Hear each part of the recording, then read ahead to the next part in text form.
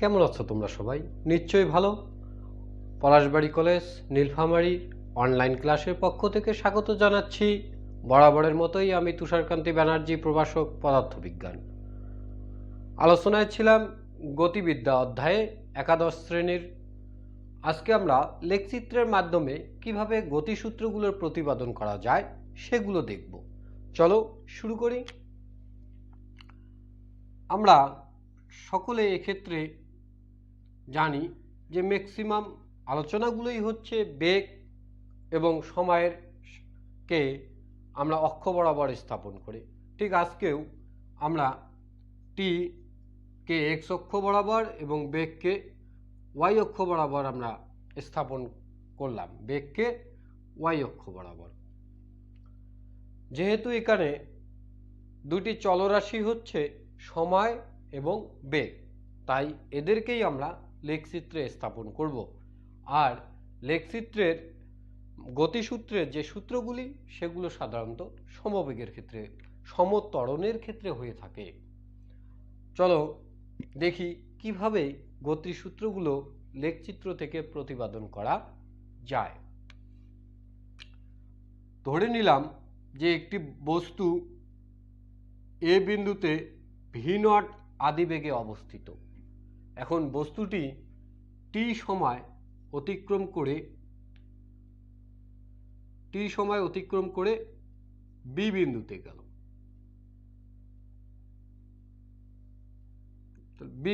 গেল। এখন আমি এই বি থেকে এক্স অক্ষের উপর বিএম লম্ব টানি। ঠিক অনুরূপভাবে এ থেকে বিএম এর উপর একটি লম্ব টানি, তার নাম দেই বিএন। এই হচ্ছে আমাদের লেখচিত্র। এই যে আমি এবি অতির্ভুজটি পাইলাম, এই অতির্ভুজের ঢাল নির্ণয় করতে পারলেই মূলত গতিশীল বস্তুটির আমি ত্বরণ নির্ণয় করতে পারব। আচ্ছা, বস্তুটি যখন বি অবস্থানে গেল তখন তার বেগ হচ্ছে, আমি বি থেকে ওয়াই অক্ষের উপর একটি লম্ব টানি, তখন তার বেগ ধরে নিলাম হচ্ছে ভি। তাহলে তার চূড়ান্ত বেগ হচ্ছে ভি। তাহলে বি থেকে ওয়াই অক্ষের উপর একটি লম্ব টানি, সেটার নাম দেই যে বি ওয়াই। তাহলে এই ও ওয়াই ইকুয়াল টু হচ্ছে বি এম ইকুয়াল টু হচ্ছে আমাদের ভি। আর ভালো করে লেখচিত্রের দিকে তাকাও, ও এ এটা হলো আদিবেগ, ঠিক ও এ যা এন এমও তাই কি না, এন এম ইকুয়াল টু হচ্ছে ভি নট। আবার দেখো এ এন এক্স অক্ষ বরাবর ও এম এর সমান্তরাল কি না, ও এম ইকুয়াল টু হচ্ছে টি। এই জিনিসগুলো আমাদের লাগবে, আমরা এটা সাইটে লিখে রাখলাম। এখন ত্বরণের মানটি আমরা পাবো ত্রিভুজ এ বি এন থেকে। এ ইকুয়াল টু হচ্ছে এ বি ইকুয়াল টু হচ্ছে A N, A B equal to হচ্ছে এন।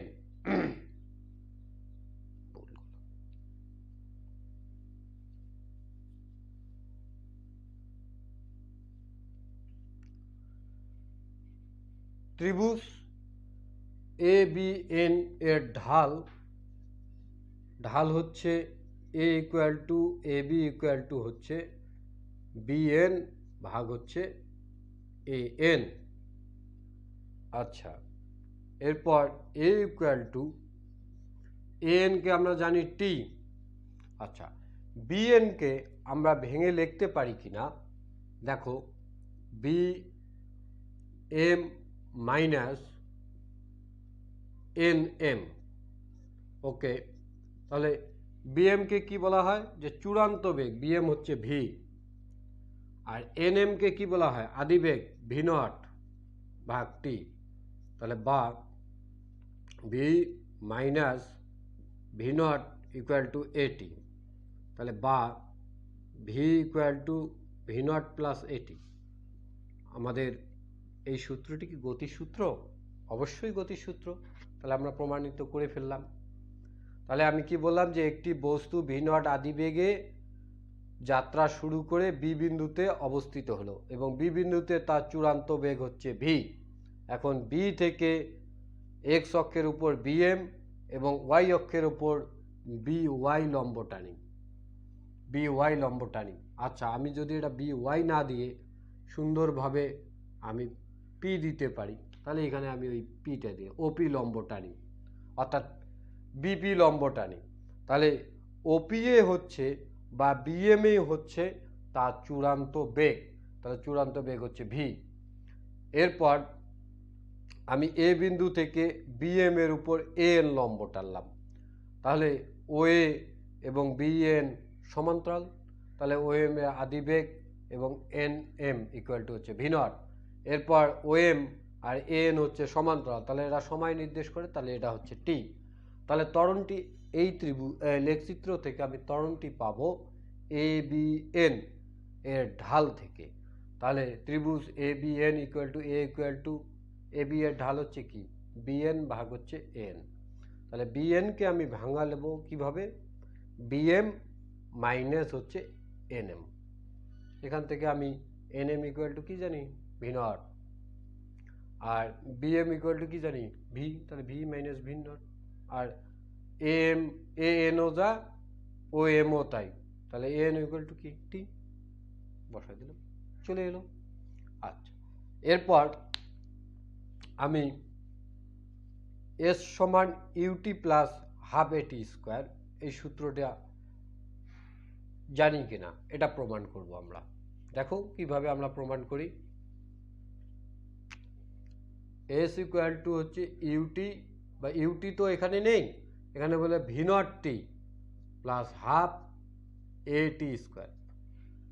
সমতরণের ক্ষেত্রে যেহেতু এই সূত্রগুলি হয়ে থাকে, তাহলে এস টি হচ্ছে এই যে বস্তুটি অতিক্রম করলো এ থেকে বিতে, তার আদিবেগ ছিল ভি নট, এই যে সম্পূর্ণ ক্ষেত্রফলের সমান। তাহলে এ সমতরণে বস্তুটির অতিক্রান্ত দূরত্ব বা সরণ হচ্ছে ও এ বি এম এই চতুর্ভুজের ক্ষেত্রফলের সমান। তাহলে এখানে এস ইকুয়াল টু অতিক্রান্ত দূরত্ব হচ্ছে ও এ বি এম ক্ষেত্রফলের সমান, ক্ষেত্রফল। তাহলে ও এ বি এম এই চতুর্ভুজের ক্ষেত্রফলের সমান। তাহলে এই চতুর্ভুজকে আমরা দেখো দুইটা অংশে ভাগ করতে পারি, একটা হচ্ছে এই অংশ, আরেকটি হচ্ছে এই অংশ। তার মানে একটি হচ্ছে আয়তক্ষেত্র, আরেকটি হচ্ছে ত্রিভুজ। তাহলে এই দুইটার সমষ্টি হচ্ছে অতিক্রান্ত দূরত্বের সমান। তাহলে প্রথমে যদি আমি আয়তক্ষেত্র নেই, তাহলে ও এ এন এম ক্ষেত্রফল প্লাস আরেকটি ত্রিভুজ হচ্ছে এ বি এন এর ক্ষেত্রফল। তাহলে আয়তক্ষেত্রের ক্ষেত্রফলের সূত্রটি আমি কি জানি, দৈর্ঘ্য গুণন প্রস্থ। তাহলে এখানে দৈর্ঘ্য হচ্ছে এন, প্রস্থ হচ্ছে ও এ, প্লাস ত্রিভুজের ক্ষেত্রফল আমি কি জানি, এখানে আমি এটি ত্রিভুজ চিহ্ন দিতে পারি। ত্রিভুজের ক্ষেত্রফল আমি কি জানি, হাফ ভূমি গুণন উচ্চতা। হাফ, তাহলে ভূমি কি হচ্ছে এন, উচ্চতা বিএন,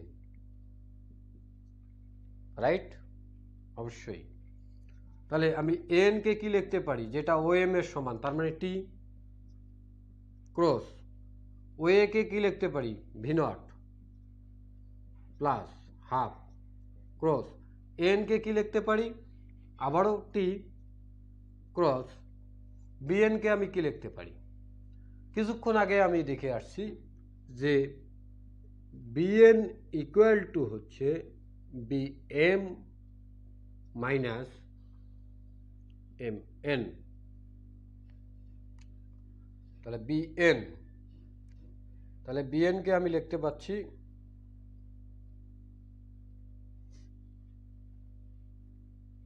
এটা। আর ত্বরণ এ ইকুয়াল টু আমি কি লিখতে পারি, এ ইকুয়াল টু হচ্ছে বিএন ভাগ হচ্ছে এ এন। তার মানে বিএন এর যে মানটি আমি পাই, বিএন এর পরিবর্তে লেখা যায় বি এম মাইনাস হচ্ছে, অর্থাৎ এটার মান হচ্ছে বিএম মানে হচ্ছে কি ভি, চূড়ান্ত বেগ, মাইনাস হচ্ছে ভি নট এম এন। ঠিক আছে কি না দেখো, তাহলে ভি মাইনাস ভি নট ভাগ হচ্ছে টি, এন হচ্ছে টি, তার মানে বিএন ইকুয়াল টু হচ্ছে বা V minus V not equal to হচ্ছে এটি। তাহলে বিএন এর পরিবর্তে আমি লিখতে পারি এ টি। তাহলে দেখো তো কি হলো, V not T plus half A T square, প্রমাণিত হয়ে গেল। ঠিক আছে, আমরা এইভাবে লিখতে পারি। তাহলে এখানে অতিক্রান্ত সরণটি হচ্ছে মূলত ও এ বি এম, এই যে চতুর্ভুজটি আছে এর ক্ষেত্রফলের সমান। এই চতুর্ভুজটিকে আমরা ভাঙলে আমরা একটি আয়তক্ষেত্র পাই, একটি ত্রিভুজ ক্ষেত্র পাই, যেটা থেকে ক্যালকুলেশনের মাধ্যমে আমি লেখচিত্রের মাধ্যমে খুব সহজেই এটা সূত্র আমি নির্ণয় করতে পারি। এখানে আদিবেগ শূন্য হলে তোমরা সেটা জানো যে আদিবেগ শূন্য হলে অতিক্রান্ত সরণ হচ্ছে সময়ের বর্গমূলের সময়ের স্কোয়ার, অর্থাৎ বর্গমূলের সমানুপাতিক, সেটা তোমরা জানো।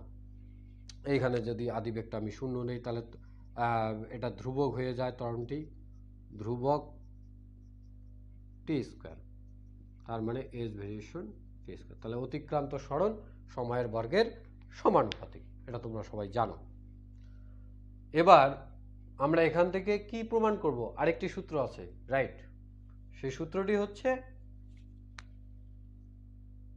V square equal to V naught square plus twice A S. চলো এটাও আমরা প্রমাণ করে ফেলি।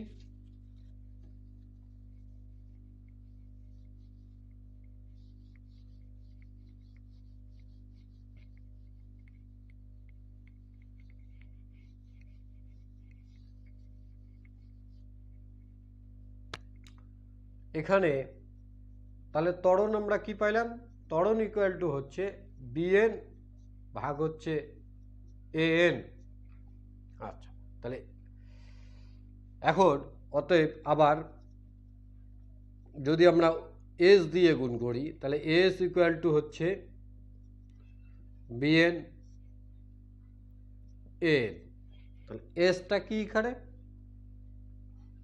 এস হচ্ছে এই যে চতুর্ভুজটি আছে এর ক্ষেত্রফলের সমান। আচ্ছা, চতুর্ভুজটির দিকে তোমরা তাকাও, ও এ বি এম, দেখো এই বাহুটি ছোট, এই বাহুটি বড়, তাহলে আবার এটা দেওয়া আছে মধ্যবর্তী একটা দূরত্ব, তাহলে এটা কি হয়, সামন্তরী হয়ে গেল না, ট্রাপিজিয়াম। তাহলে ট্রাপিজিয়ামের ক্ষেত্রফলের সূত্রটা কি, ট্রাপিজিয়ামের ক্ষেত্রফলের সূত্র হচ্ছে হাফ বাহুদ্বয়ের যোগফল সমান্তরাল বাহুদ্বয়ের যোগফল। তাহলে ও এ, আমরা এই যে এটা পাচ্ছি, কিন্তু ভালো করে দেখবা তোমরা, আমি এখানে নিচে 8 করে দিচ্ছি, ও এ বি এম, এই যে চতুর্ভুজটি, এই চতুর্ভুজটি নির্দেশ করে একটি ট্রাপিজিয়াম। তাহলে ও এ সমান্তরাল বাহু হচ্ছে বি এম, তার কি হচ্ছে হাফ বাহুদ্বয়ের যোগফল গুণন তাদের মধ্যবর্তী দূরত্ব, তার মানে ও এম। Right right. আচ্ছা, এই যে এখানে এ এম ছিল, এ এম, এটাকে ও এম আমি লিখতে পারি কিনা, অবশ্যই লিখতে পারি। তাহলে এটা হচ্ছে ও এম, তাহলে ও এম কি কাটা, তাহলে আমি পাচ্ছি বিএন ক্রস হাফ ও এ প্লাস হচ্ছে বিএম। আচ্ছা, এই বিএন কে কি লেখা যায়, এই যে বারবার লিখে যাচ্ছি বিএম মাইনাস এন এম, হাফটা সামনে দেই, তাহলে হচ্ছে ও এ প্লাস হচ্ছে বিএম। এবার মানগুলো যদি বসাই তাহলে হাফ, বিএম মানে কি চূড়ান্ত বেগ ভি, এনএম মানে কি ও এম এর সমান, তার মানে আদি বেগ, তার মানে ও এ হচ্ছে আদি বেগ, বিএম হচ্ছে চূড়ান্ত বেগ। দেখো তো কি হলো, half V square minus V not square হয়ে গেল কিনা? প্রিয় শিক্ষার্থী, তাহলে half V square minus V not square, তাহলে এটাকে আমরা এ এস ইকুয়াল টু হলো কিনা? তাহলে আর গুণন যদি করি তাহলে V square minus V not square equal to twice S, তাহলে বা ভি স্কোয়ার ইকুয়াল টু হচ্ছে ভি নট স্কোয়ার প্লাস হচ্ছে টোয়াইস এস। তাহলে আমাদের এটা প্রমাণিত হইল। ঠিক আছে, তাহলে আমরা এভাবে লেখচিত্রের মাধ্যমে আমরা এই সূত্রগুলোর প্রমাণ দেখতে পারি। এখানে যদি আদিবেগ শূন্য হয় ঠিক পূর্বের মতো হয়ে যাচ্ছে, যে শেষ বেগ হচ্ছে অতিক্রান্ত দূরত্বের বর্গমূলের সমানুপাতিক, সেটা তোমরা জানো, আমি পড়াইছি এর আগে। প্রিয় শিক্ষার্থী, আমরা এখন এই সূত্রটির প্রমাণের জন্য একটি লেখচিত্র অঙ্কন করেছি। ধরে নিয়েছি যে বস্তুটি আদিবেগ ভি নট আদিবেগে যাত্রা শুরু করে পি বিন্দুতে অবস্থান করছে এবং পি বিন্দুতে তার বেগ হচ্ছে ভি, তার মানে তার চূড়ান্ত বেগ হচ্ছে ভি এবং আদিবেগ হচ্ছে ভি নট। কণাটির গতি নির্দেশ করে। এই এপি সরলরেখার উপর এবি এবং এপি এর সময় যথাক্রমে, এপি এর জন্য সময় যথাক্রমে টি এবং এবি এর সময় যথাক্রমে টি মাইনাস 1 সেকেন্ডে কণার গতি নির্দেশ করে। তাহলে বিপি হচ্ছে টি-তম সেকেন্ডে কণার গতি নির্দেশক। তাহলে বিপি হচ্ছে টি-তম সেকেন্ডে কণার গতি নির্দেশক। বিপি অংশে কণাটি সরণ হবে, বিপি অংশে কণার সরণ অর্থাৎ বস্তু কণার সরণ এস ইকুয়াল টু এই বিপি অংশ দ্বারা আবদ্ধ বিপি এন এস সময় এবং এর গতি সমীকরণ দ্বারা আবদ্ধ ক্ষেত্রফলের সমান, তার মানে বিপি এম এন এর ক্ষেত্রফলের সমান। তাহলে আমরা কি বুঝলাম, যে এপি সরলরেখা বস্তু কণার গতি নির্দেশ করে, যেখানে এবি এবং এপি যথাক্রমে t-1 এবং টি সেকেন্ড এ কণার গতি নির্দেশ করে, যেখানে বিপি হলো শুধুমাত্র বিপি এই অংশটি হলো টি-তম সেকেন্ডে বস্তু কণার গতি নির্দেশক। তাহলে বিপি অংশে কণাটি সরণ হচ্ছে এস সমান বিপি দ্বারা আবদ্ধ ক্ষেত্রফল বিপি এম এন এর সমান। তাহলে এই যে চতুর্ভুজটি, এই চতুর্ভুজটি কি ট্রাপিজিয়াম, তাহলে এর ক্ষেত্রফল হবে কি হাফ সমান্তরাল বাহুদ্বয়ের যোগফল। তাহলে সমান্তরাল বাহু হচ্ছে পিএম প্লাস হচ্ছে বিএন এবং মধ্যবর্তী দূরত্বের গুণফল এনএম। ঠিক আছে কিনা? এখানে আমরা পিএম পূর্বের যে লেখচিত্রগুলো দেখে আসছি, যে তার চূড়ান্ত বেগের সমীকরণ, যেহেতু টি-তম সেকেন্ডে ভি সমান ভি নট প্লাস হচ্ছে এটি, আর বিএন যেহেতু তার সময়ের ব্যবধান হচ্ছে t-1, সুতরাং তার সমীকরণটি হচ্ছে V equal to V naught plus A t-1, কারণ এবি এই কণার গতীয় সমীকরণ হচ্ছে এটি, আর এপি কণার গতীয় সমীকরণ হচ্ছে এটি। আর আমাদের এই যে মধ্যবর্তী ব্যবধানটি, এটি হচ্ছে সময়ের ব্যবধান নির্দেশ করে। তাহলে সময়ের ব্যবধানটি হচ্ছে আমাদের t-1 প্লাস টি। তাহলে এখানে আমাদের তাহলে আমাদের চূড়ান্ত সময়টি হচ্ছে t-1, তার মানে হচ্ছে 1।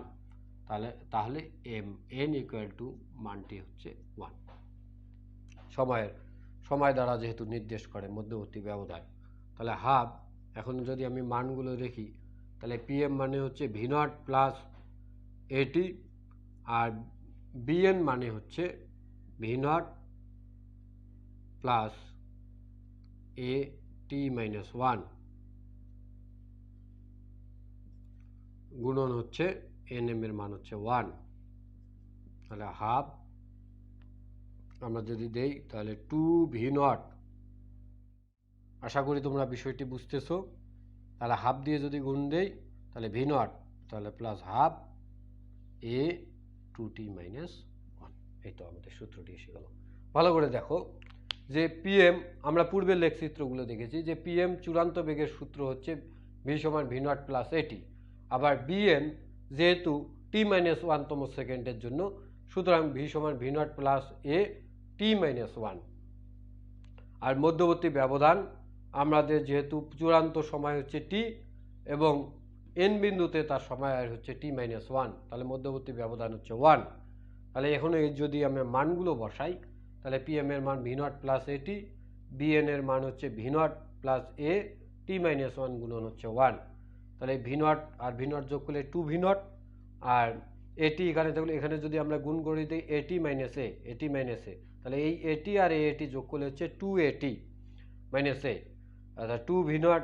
তাহলে এখান থেকে আমাদের কমন যাচ্ছে এ, তাহলে টু টি মাইনাস হচ্ছে ওয়ান, তাহলে V not plus half A two T minus one S equal to. এটি হচ্ছে আমাদের টিতম সেকেন্ডে বস্তুটির অতিক্রান্ত দূরত্বের সমীকরণ।